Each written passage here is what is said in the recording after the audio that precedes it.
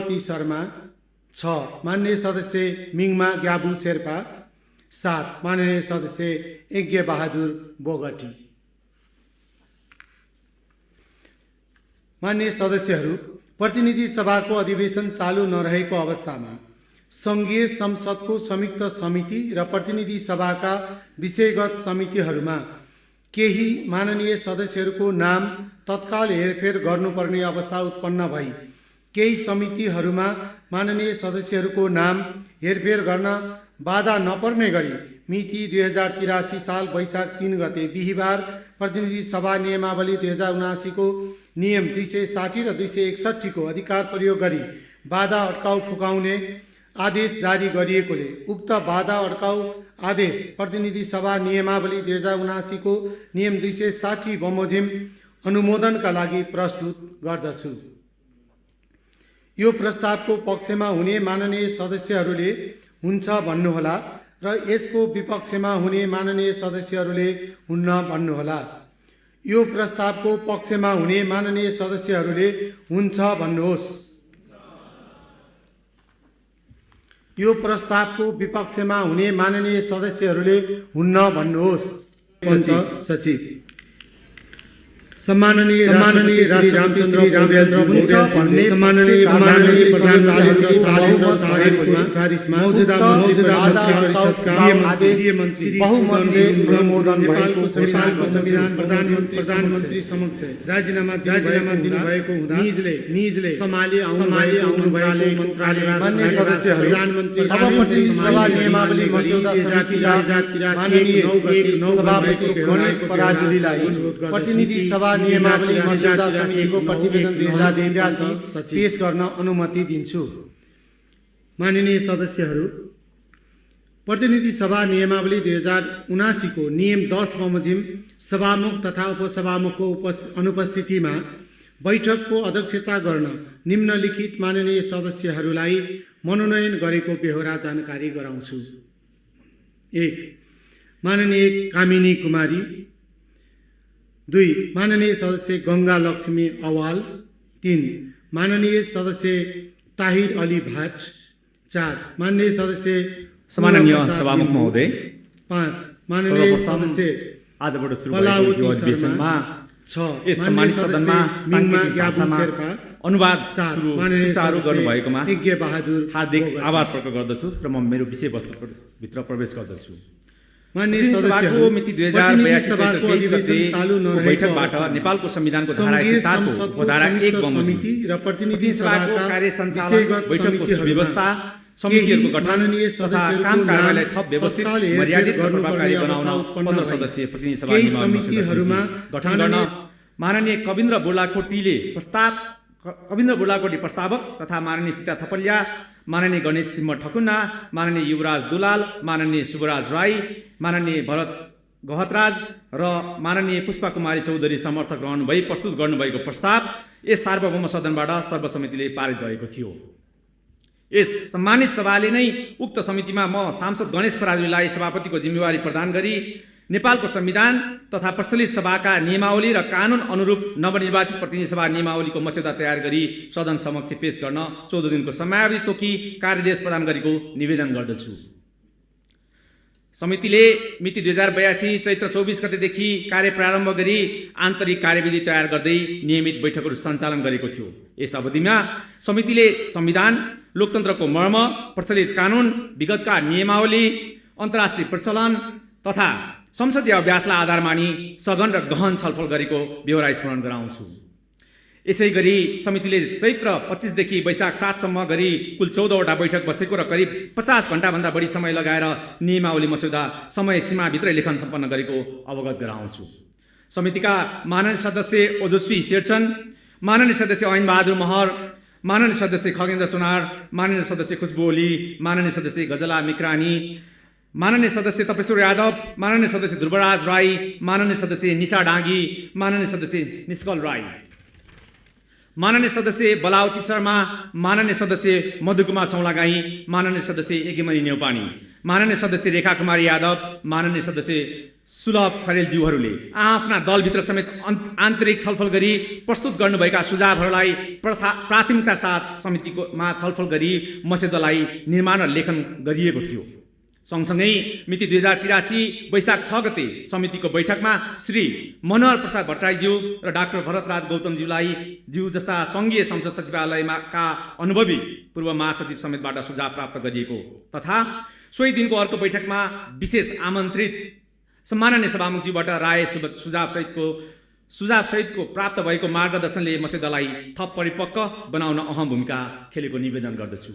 यसरी व्यापक छलफल, समन्वय, परामर्शबाट तयार गरिएको प्रस्तुत प्रतिनिधि सभा नियमावली मस्यौदा 2083लाई समितिको मिति 2083 वैशाख 8 गतेको बैठकबाट सर्वसम्मतिले पारित गरिएको छ। साथै समितिले आन्तरिक कार्यविधि, समितिको गठन सम्बन्धी प्रस्ताव तथा सचिवालयको विवरण अनुसूची समावेश गरिएको छ।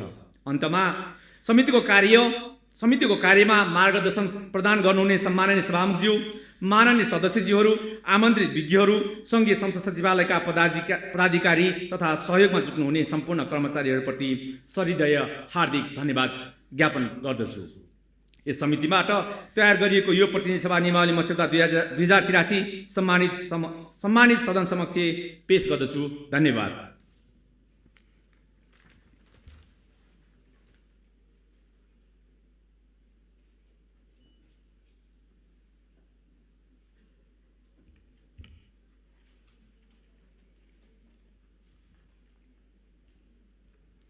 माननीय सदस्यहरू, अब म सम्माननीय प्रधानमन्त्री बालेन्द्र शाहको तर्फबाट माननीय कानुन, न्याय तथा संसदीय मामिला मन्त्री शोभिता गौतमलाई क्रमशः सार्वजनिक खरिद दोस्रो संशोधन अध्यादेश 2083, सार्वजनिक पदाधिकारीको पद मुक्ति सम्बन्धी विशेष व्यवस्था अध्यादेश 2083 र संवैधानिक परिषद काम, कर्तव्य, अधिकार र कार्यविधि पहिलो संशोधन अध्यादेश 2083 पेश गर्न अनुमति दिन्छु।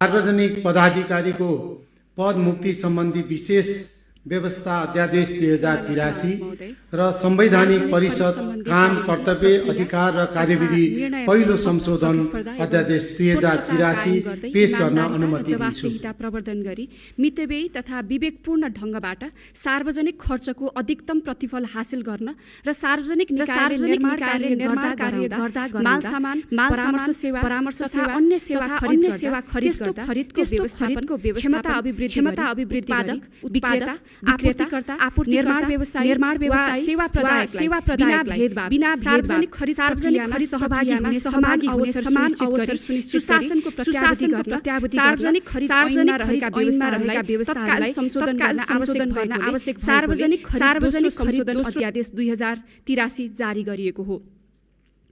यस अध्यादेशमा आयोजना सञ्चालन गरी सम्पन्न गर्न लाग्ने समयावधिलाई मध्यनजर गरी बोलपत्र आह्वानदेखि अन्य म्यादलाई उल्लेख्य रूपमा घटाइएको छ। मल, औषधि र सूचना प्रविधि जस्ता अत्यावश्यक र संवेदनशील वस्तुका लागि विशेष कार्यविधि बनाएर खरिद गर्न सकिने लचिलो व्यवस्था गरिएको छ।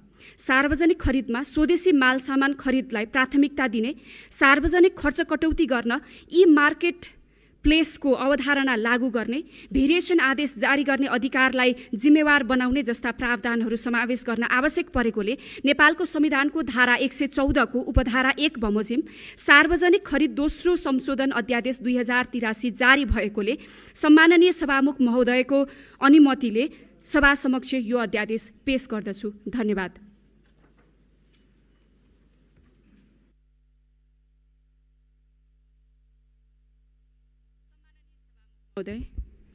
सम्माननीय सभामुख महोदय, प्रचलित कानुन बमोजिम नियुक्ति तथा मनोनयन भएका वा तोकिएका सार्वजनिक पदाधिकारीको पदमुक्ति सम्बन्धमा तत्काल कानुनी व्यवस्था गरी सम्मत 2082 साल चैत्र 12 गतेभन्दा अगाडि सार्वजनिक निकायमा नियुक्ति भई बहाल रहेका सार्वजनिक पदाधिकारीहरूको नियुक्तिमा जुनसुकै शर्त सुविधा र पदावधि तोकिएको भए तापनि पुराना नियुक्तिहरूलाई पूर्णतया विस्थापित गरी योग्यता प्रणालीका आधारमा शून्यबाट नयाँ नियुक्ति सुरु गर्ने र भविष्यमा हुने नियुक्ति हुने पदाधिकारीहरूलाई आफ्नो जिम्मेवारीप्रति पूर्ण उत्तरदायी बनाउने उद्देश्य राखी सम्बन्धित ऐनहरूमा रहेका तत्सम्बन्धी व्यवस्थाहरूलाई तत्काल संशोधन गर्न नेपालको संविधानको धारा 114 को उपधारा 1 बमोजिम सार्वजनिक पदाधिकारीको पदमुक्ति सम्बन्धी विशेष व्यवस्था अध्यादेश 2083 जारी भएकोले सम्माननीय सभामुख महोदयको अनुमतिले सभा समक्ष यो अध्यादेश पेश गर्दछु। धन्यवाद।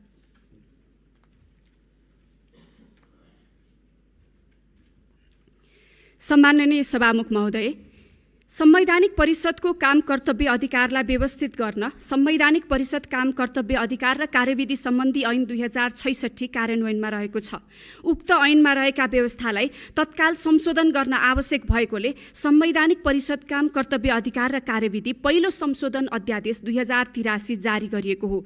यस अध्यादेशमा परिषदको बैठकको समय व्यवस्थापन, प्राथमिकता निर्धारण तथा निर्णय प्रक्रियालाई व्यवस्थित बनाउन गणपूरक संख्या नपुगेका कारण पटक पटक बैठक स्थगित हुने अवस्थालाई हटाउन, उपस्थित सदस्यको अनुपातमा गणपूरक संख्या मिलाई बैठक निरन्तर रूपमा सञ्चालन हुने व्यवस्था मिलाउन नेपालको संविधानको धारा 114 को उपधारा 1 बमोजिम संवैधानिक परिषद काम कर्तव्य अधिकार र कार्यविधि पहिलो संशोधन अध्यादेश 2083 जारी भएकोले सम्माननीय सभामुख महोदयको अनुमतिले सभा समक्ष यो अध्यादेश पेश गर्दछु। धन्यवाद।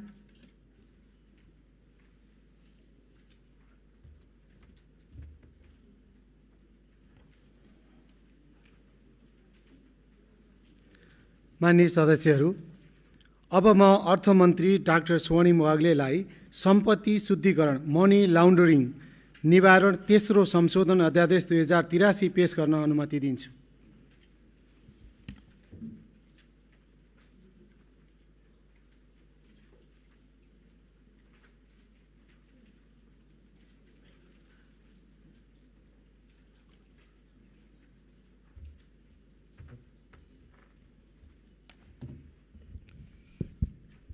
सम्मान्य सभामुख महोदय, नेपालको संविधानको धारा 114 को उपधारा 1 मा संघीय संसदको दुवै सदनको अधिवेशन चलिरहेको अवस्थामा बाहेक अन्य अवस्थामा तत्काल केही गर्न आवश्यक परेमा मन्त्री परिषदको सिफारिसमा राष्ट्रपतिले अध्यादेश जारी गर्न सक्ने व्यवस्था रहेको छ। यसैगरी सोही धाराको उपधारा 2 मा उपधारा 1 बमोजिम जारी भएको अध्यादेश ऐन सरह मान्य हुने व्यवस्था रहेको छ। तस्करी, भन्सार, अन्तशुल्क तथा कर सहित सम्बन्धी, कर प्रत्यक्ष वा अप्रत्यक्ष समेत सम्बन्धी, धितोपत्र वा कमोडिटिज बजारलाई प्रतिकूल प्रभाव पार्ने मार्केट म्यानिपुलेसन वा भित्री कारोबार इन्साइडर ट्रेडिङ सम्बन्धी, मुद्रा, बैङ्किङ, वित्तीय, विदेशी विनिमय अधिकार पत्र र बीमा सम्बन्धी सम्बद्ध कसुरसँग सम्बन्धित सम्पत्ति शुद्धिकरण मनी लन्ड्रिङको विषयमा गरिने अनुसन्धान र अभियोजनलाई थप प्रभावकारी बनाउन विद्यमान कानुनमा तत्काल संशोधन गर्न आवश्यक भएको र संघीय संसदको दुवै सदनको अधिवेशन चलिरहेको अवस्था समेत नभएकोले सम्पत्ति शुद्धिकरण मनी लन्ड्रिङ निवारण ऐन 2064 लाई संशोधन गर्न बनेको अध्यादेश जारी भएकोले सम्माननीय सभामुख महोदयको अनुमतिले सभा समक्ष यो अध्यादेश पेश गर्दछु।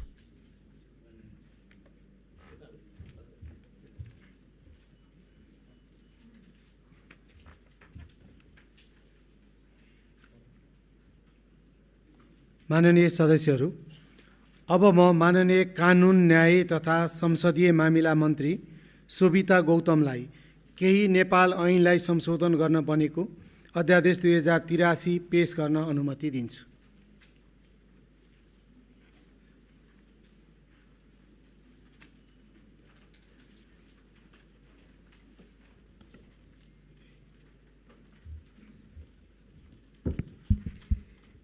सम्माननीय सभामुख महोदय, सुशासन प्रवर्धन, सेवा प्रवाह तथा विकास निर्माणका कार्यमा अवरोधको पहिचान गरी राज्यका काम कारबाहीलाई शीघ्र र प्रभावकारी रूपमा सम्पादन हुने व्यवस्था सुनिश्चित गर्न प्रचलित नेपाल ऐनहरूमा रहेका व्यवस्थाहरूलाई तत्काल परिमार्जन गर्न आवश्यक भएकोले केही नेपाल ऐनलाई संशोधन गर्ने अध्यादेश 2083 जारी गरिएको हो। यस अध्यादेशमा भूमि सम्बन्धी ऐन 2021 मा संशोधन गरी भूमिहीन दलित, भूमिहीन सुकुम्बासी र अव्यवस्थित बसोबासको विद्यमान समस्या समाधान गर्न आवश्यक व्यवस्था गर्ने विषय, मालपोत ऐन 2034 मा संशोधन गरी लिखित रजिस्ट्रेसन, नामसारी, दाखिल खारेज लगायतका काम स्थानीय तहले समेत गर्न सक्ने व्यवस्था गर्ने विषय, वन ऐन 2076 मा संशोधन गरी आयोजना सञ्चालनका बखत आइपर्ने बाधा अवरोध हटाउनलाई वन क्षेत्रको प्रयोगलाई व्यवस्थित गर्ने विषय तथा सार्वजनिक सेवा प्रवाहलाई व्यवस्थित र प्रभावकारी बनाउन निजामती सेवा ऐन, स्वास्थ्य सेवा ऐन र सङ्घीय संसद सचिवालय सम्बन्धी ऐनमा रहेको ट्रेड युनियन सम्बन्धी व्यवस्थालाई खारेज गरी कर्मचारीको गुनासो प्रभावकारी रूपमा सुनवाई गर्ने लगायतका व्यवस्था राखिएको छ। शिक्षा सम्बन्धी विभिन्न ऐनमा समसामयिक सुधार गर्ने विषय, योगदानमा आधारित सामाजिक सुरक्षा ऐन 2074, भू उपयोग ऐन 2076, बीमा ऐन 2079, विधायन ऐन 2081 लगायतका 19 वटा ऐनमा समसामयिक सुधार गर्न आवश्यक भएकोले सङ्घीय संसदको अधिवेशन नरहेकोले नेपालको संविधानको धारा 114 को उपधारा 1 बमोजिम केही नेपाल ऐनलाई संशोधन गर्ने अध्यादेश 2083 जारी भएकोले सम्माननीय सभामुख महोदयको अनुमतिले सभा समक्ष यो अध्यादेश पेश गर्दछु। धन्यवाद।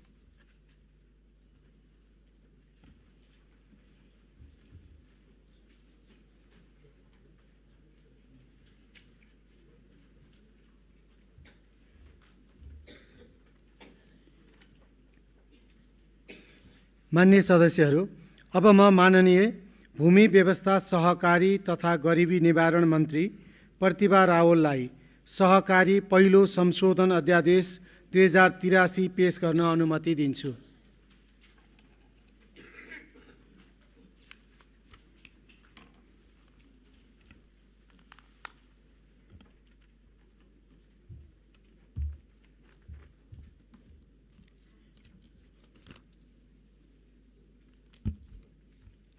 सम्माननीय सभामुख महोदय, सङ्घीय संसदको अधिवेशन नभएको र सहकारीको सम्पत्ति दुरुपयोग र अपचलन गर्नेलाई कानुनी कारबाहीको दायरामा ल्याउन, ऋण असुलीलाई तीव्रता दिई बचत फिर्ता गर्न, सहकारीको मूल्य मान्यता विपरीत भए गरेका क्रियाकलापलाई नियमन र नियन्त्रण गर्न, सहकारी ऐन 2074 मा रहेका विभिन्न हदम्यादको विषयलाई परिमार्जन गर्न, सहकारी दर्ता अधिकारी र राष्ट्रिय सहकारी नियमन प्राधिकरणको भूमिका स्पष्ट गर्न, बचत तथा ऋणको मुख्य कारोबार गर्ने सहकारीलाई प्राधिकरण मार्फत इजाजत पत्र प्रदान गर्ने व्यवस्था मिलाउन, ऐनमा रहेका केही प्रावधानहरूमा संशोधन र परिमार्जन गर्न आवश्यक भएको र सहकारी क्षेत्रको नियमन, अनुगमन तथा व्यवस्थापनलाई थप प्रभावकारी बनाउन तत्काल सहकारी कानुनमा संशोधन गर्न आवश्यक भएकाले नेपालको संविधानको धारा 114 को उपधारा 1 बमोजिम सहकारीको पहिलो संशोधन अध्यादेश 2083 जारी भएकाले सम्मान्य सभामुख महोदयको अनुमतिले सभा समक्ष यो अध्यादेश पेश गर्दछु। धन्यवाद।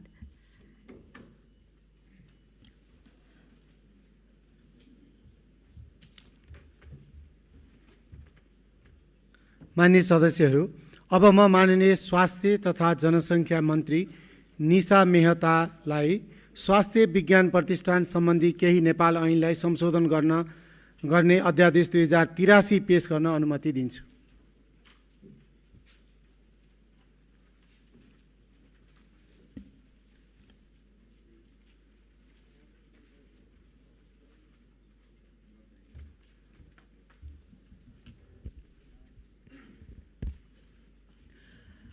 सम्मानीय सभामुख महोदय, नेपाललाई स्वास्थ्य क्षेत्रमा क्रमशः आत्मनिर्भर बनाउँदै लैजान, नागरिकलाई स्तर स्वास्थ्य सेवा प्रदान गर्न, स्वास्थ्य सम्बन्धित उच्च स्तरीय अध्ययन र अनुसन्धानको प्रवर्धन गर्न, आवश्यक जनशक्ति तयार गर्न, स्थापित स्वास्थ्य प्रतिष्ठानहरूलाई व्यवस्थित र प्रभावकारी रूपमा सञ्चालन गर्न आवश्यक रहेको छ।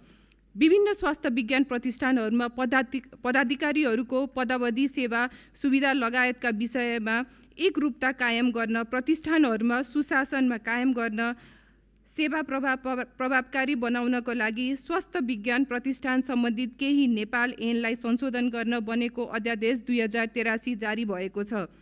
साथै नागरिकहरूलाई सहज एवं गुणस्तरीय स्वास्थ्य सेवा प्रदान गरी देशको स्वास्थ्य क्षेत्रको सुधारको लागि स्थापना एवं सञ्चालनमा रहेका स्वास्थ्य विज्ञान प्रतिष्ठानहरूबाट सम्पादन हुने काम कारबाही थप प्रभावकारी एवं सुदृढ बनाउन आवश्यक भएकोले अध्यादेश मार्फत कानुनी व्यवस्था गरी कार्यान्वयन हुन आवश्यक रहेकोले सम्माननीय सभामुख महोदयको अनुमति लिई सभा समक्ष यो अध्यादेश पेश गरेको छु। धन्यवाद।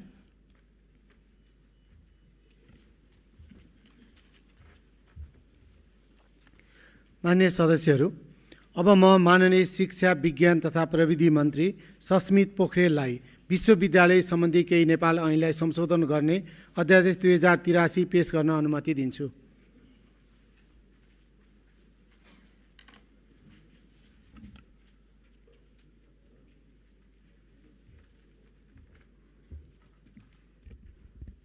सम्माननीय सभामुख महोदय, विश्वविद्यालयको सर्वोच्च निकायको सम्बन्धमा विश्वविद्यालय सम्बन्धी प्रचलित कानुन बमोजिम भिन्न भिन्न प्रकृतिका संरचनाहरू रहेकोले त्यस्तो सर्वोच्च निकाय सम्बन्धी व्यवस्थामा एकरूपता कायम गरी विश्वविद्यालय सञ्चालनलाई प्रभावकारी र पारदर्शी बनाउनको लागि विश्वविद्यालय सम्बन्धी केही नेपाल ऐनलाई संशोधन गर्न बनेको अध्यादेश 2083 जारी भएको छ।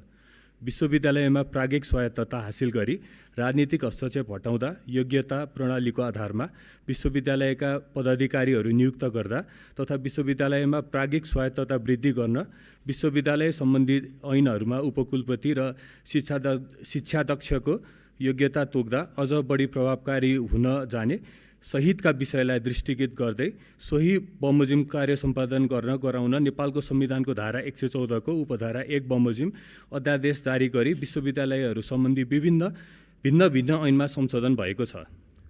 विश्वविद्यालयको व्यवस्थापन र सञ्चालनलाई प्रभावकारी बनाउन साझा कानुन जारी गर्ने सम्बन्धमा विश्वविद्यालयको व्यवस्थापन र सञ्चालनमा एकरूपता कायम गर्न आवश्यक भएकोले अध्यादेश मार्फत कानुनी व्यवस्था गरी कार्यान्वयन हुन आवश्यक भएकोले सम्माननीय सभामुख महोदयको अनुमतिले सभा समक्ष यो अध्यादेश पेश गर्दछु। धन्यवाद।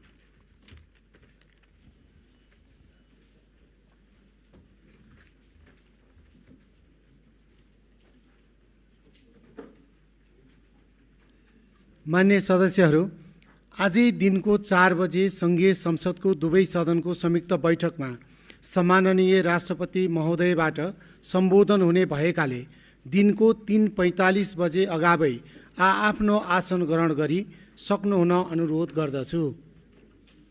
माननीय सदस्यहरू, अब प्रतिनिधि सभाको अर्को बैठक आजै दिनको 5 बजे बस्ने गरी यो बैठक स्थगित हुन्छ।